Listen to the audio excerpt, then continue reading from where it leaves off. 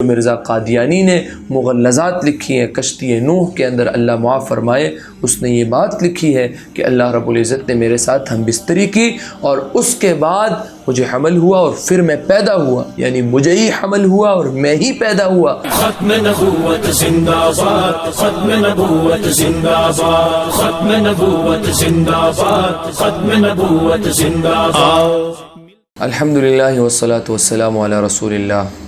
معزز سامعین و ناظرین، رمضان المبارک کا بابرکت مہینہ ہے اور اس مہینے کے اندر ہمارے اوپر ایک ایسا فیصلہ مسلط کیا گیا ہے جو ہمارے دین، ایمان، عقیدے اور ہمارے ملک کے آئین کے خلاف ہے۔ قرآن اور حدیث کے مطابق جو بھی نبوت کا دعویٰ کرے وہ دائرہ اسلام سے خارج ہے، خواہ وہ کسی بھی صورت میں کرے، ہم اس کے قائل نہیں ہیں۔ تمام امت مسلمہ کا متفقہ فیصلہ ہے اور 1400 سالہ یہ فیصلہ ہے کہ وہ کافر ہے۔ اسی سلسلے کی ایک کڑی مرزا قادیانی ہے، اس نے بھی نبوت کا دعویٰ کیا اور نبوت کا دعویٰ کرنے کے بعد اس نے صرف دعویٰ نبوت نہیں کیا بلکہ توہین کے ساتھ کیا۔ اور اس کے بارے میں جب ہماری عدالتوں کے اندر یہ کیس گیا، جس وقت یہ معاملہ چل رہا تھا، تو جب اس کے بارے میں یہ کیس عدالت کے اندر گیا تو جب ایک جج نے، جسٹس خلیل اس کا نام ہے، اس نے جب اس سارے کیس کا مطالعہ کیا تو اس نے کہا کہ ہر قادیانی چلتا پھرتا نبی علیہ السلام کا باغی ہے، ہر قادیانی چلتا پھرتا نبی علیہ السلام کا باغی ہے، یعنی ان کے جو عقائد اور نظریات ہیں ان عقائد اور نظریات کی وجہ سے وہ مسلمان نہیں رہتے ہیں۔ یہ تو ایک اصولی بات ہے اور اس کے بارے میں آپ کو علم بھی ہے کہ وہ مسلمان نہیں ہیں۔ دوسری بات یہ ہے کہ موجودہ ابھی ایک دو دن قبل ہی انہیں اقلیتی کمیشن کا ممبر بنایا جا رہا ہے۔ اس بارے میں بھی ایک اصولی بات ذہن میں رکھ لیجئے، اقلیتی کمیشن کا ممبر ہو یا کسی بھی ادارے کا ممبر یا فرد ہو، وہ اس وقت اس ادارے اور فرد کا ممبر بنتا ہے جب وہ ملکی آئین کو مان لے۔ جب تک وہ ملکی آئین، ملکی قانون کو نہیں مانتا اس وقت تک وہ اس ادارے کا ممبر نہیں بن سکتا۔ اتنی بات سمجھ میں آ گئی۔ اس کے بعد دوسری بات، مرزے کے بارے میں یا قادیانیوں کے حوالے سے یہ کہا جاتا ہے کہ انہیں اقلیتی کمیشن کا ممبر بنایا جا رہا ہے۔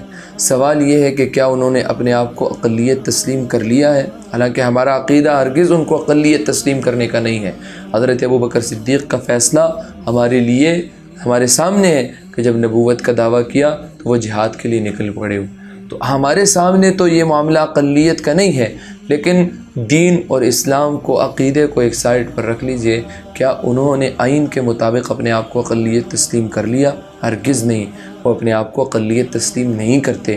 جب انہوں نے یہ معاملہ کیا تو اس کے فوراً بعد جو ان کا فیس بک پیج ہے ربوہ ٹائمز کے نام سے، اس پر انہوں نے فوراً پوسٹ کی اور اس پوسٹ کے اندر اپنے آپ کو احمدی مسلم لکھا ہے۔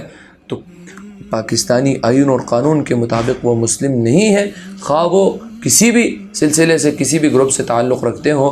اگر وہ مرزا قادیانی کو نبی مانتے ہیں تو وہ مسلم نہیں ہے۔ اور اگر انہوں نے آئین کو مان لیا ہے، اب یہاں پر اگلا سوال پیدا ہوتا ہے کہ اگر انہوں نے آئین کو مان لیا ہے تو اب اقلیتی کمیشن کا ممبر بن سکتے ہیں؟ جی بن سکتے ہیں، لیکن یاد رکھیے جو اقلیتی حقوق ہیں، ہمارے بعض حضرات یہ کہہ رہے ہیں کہ اب انہیں نماز کا بھی حق حاصل ہوگا، پھر روزے کا بھی ہوگا، جو شعائر اسلام مسلمانوں کے ہیں وہ انہیں بھی حاصل ہوں گے۔ ہرگز نہیں، ایسا ہرگز نہیں ہے۔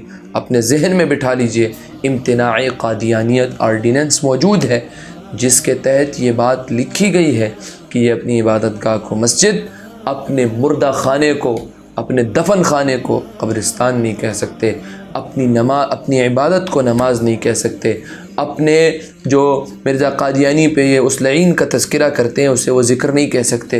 یہ صرف اللہ رب العزت کے ساتھ خاص ہے، تو ان چیزوں کا وہ تذکرہ پاکستانی اور آئین اور قانون کے مطابق نہیں کر سکتے، اور اگر وہ کریں گے تو اس وقت ان پر 295C اور 298 ان کے اوپر، یہ ہمارے آئین کی شقیں ہیں، یہ ان کے اوپر لاگو ہوتی ہیں۔ اور اب تو سوال یہ پیدا ہوتا ہے کہ جب اقلیتی کمیشن کا ممبر بنایا جا رہا ہے، انہوں نے اپنے فیس بک پیج ربوہ ٹائمز پہ یہ بات لکھی ہے کہ احمدی مسلم اب کمیشن کا ممبر بن سکتے ہیں، وہ آپ اس کا اسکرین شاٹ دیکھ سکتے ہیں کہ انہوں نے یہ بات لکھی کہ احمدی مسلم۔ سوال یہ ہے کہ ایک فیس بک پیج پاکستان سے آپریٹ ہو رہا ہے اور وہ پاکستانی آئین کے خلاف بات لکھ رہا ہے، کیوں؟ اس کے اوپر مقدمہ کیوں نہیں درج ہو رہا؟ اس کو عدالت میں کیوں نہیں گھسیٹا جا رہا؟ اسے ہمارے سائبر کرائم والے ادارے کیوں نہیں پکڑ رہے؟ کیا وجہ ہے کہ ہمارے مذہبی پیجز سے کوئی بات ہوتی ہے تو سب سے پہلے ان کو پکڑا جاتا ہے، ان کے اوپر مقدمہ درج ہوتا ہے، ان کے پیجز جو ہیں وہ سارے ہوتے ہیں؟ تو یاد رکھیے ان اصولوں کو، ان باتوں کو۔ پہلے نمبر پر وہ کافر ہے، دوسرے نمبر پر ان سے سوشل بائیکاٹ ہے، ان کے ساتھ تعلق رکھنا، ان کی اشیاء کا استعمال کرنا جائز نہیں ہے۔ تیسرے نمبر پر اقلیتی کمیشن کا جو ممبر بنایا ہے اس سے پہلے ان سے آئین تسلیم کروائیں۔ اگر وہ آئین تسلیم نہیں کرتے تو وہ کسی بھی ادارے کے، پاکستان میں کسی بھی ادارے کے وہ ممبر نہیں بن سکتے۔ چوتھے نمبر پر آئین کو تسلیم کر لیا ہے تو آئین کو تسلیم کرنے کے بعد انہیں حقوق وہ ملیں گے جو اقلیت والے ہیں، لیکن وہ اسلام کا نام پھر نہیں لے سکتے، اسلامی شعائر کو استعمال نہیں کر سکتے، وہ اپنے الگ شعائر کو استعمال کریں گے، کیونکہ جب قانون کے مطابق انہیں کافر قرار دے دیا گیا پھر اس کی کوئی گنجائش موجود نہیں۔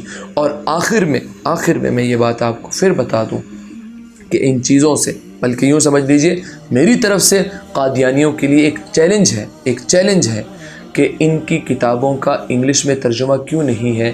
ان کی کتابوں کا انگلش میں ترجمہ اس لیے نہیں ہے کہ انہوں نے اپنی کتابوں کے اندر جو مغلظات لکھی ہیں، جو مرزا قادیانی نے مغلظات لکھی ہیں کشتی نوح کے اندر، اللہ معاف فرمائے، اس نے یہ بات لکھی ہے کہ اللہ رب العزت نے میرے ساتھ ہم بستری کی اور اس کے بعد مجھے حمل ہوا اور پھر میں پیدا ہوا، یعنی مجھے ہی حمل ہوا اور میں ہی پیدا ہوا۔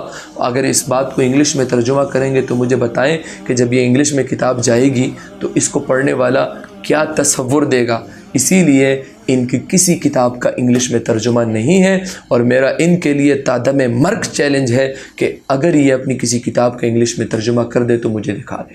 یہ اپنی کتاب کے انگلش میں ترجمہ نہیں کر سکتے، بلکہ یہ عام مسلمان کو اپنی کتاب اردو میں پڑھنے کے لیے نہیں دے سکتے۔ تو ان باتوں کو اپنے ذہن میں بٹھا لیجئے، جب بھی آپ سے قادیانی بات کرے ان 4-5 باتوں کو اپنی زندگی کا حصہ بنا لے، وہ اس سے صرف یہ 5 باتیں کریں اور آخر میں یہ کہہ دیں کہ اپنی کتاب مجھے اردو میں لا کر دیں، کشتی نوح یا اس جیسی دیگر کتابیں جس میں مغلظات ہیں، اور اگر نہیں ہے اس کا انگلش میں ترجمہ لا کر دے دیں مجھے، کیونکہ ہر مذہب والے انگلش میں ترجمہ کرتے ہیں لیکن انہوں نے نہیں کیا۔ یہ 4-5 باتیں ذہن میں بٹھا لیجئے، وہ کبھی بھی ان 4-5 باتوں کا آپ کو جواب نہیں دے سکتے۔